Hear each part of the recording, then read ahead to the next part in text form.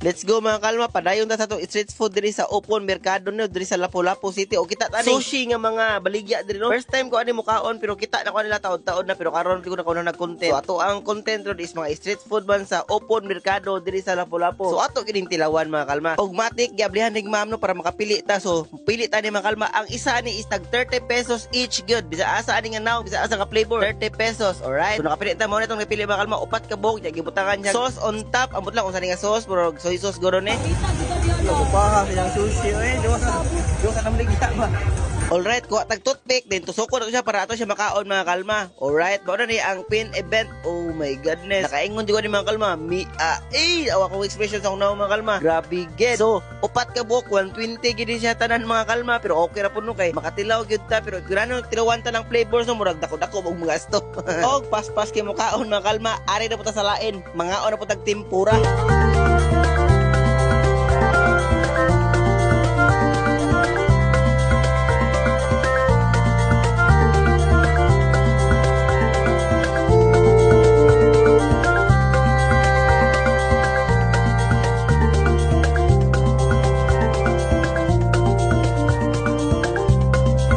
Lami diri sa tempura diri sa Open Mercado mga kalma is ilang sauce ug ilang suka perting lami og di lang na anli pipino og anli guso. Alright, lami oy.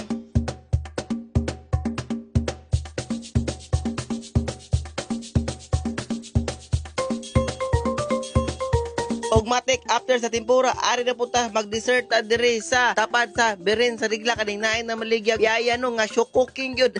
Makakita gid mo gyud sa pagluto sa piyaya mga kalma. Piyaya OB flavor. Alright, tag gis ra gid siya mga kalma. Tanawan niyo makakita gid mo giun sa pagbuhat ninyong piyaya og pertig yung inita ni mga kalma.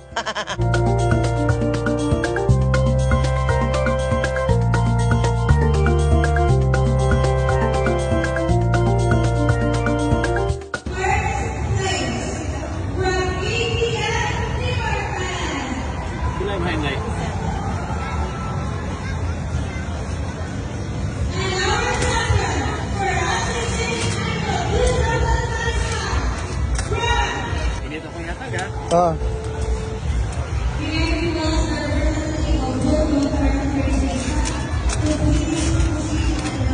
Thank you.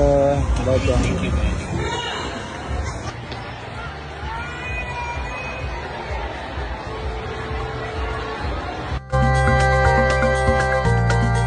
Og pang pinali ang pichi-pichi sa Open Mercado nga grabe gid ka legit.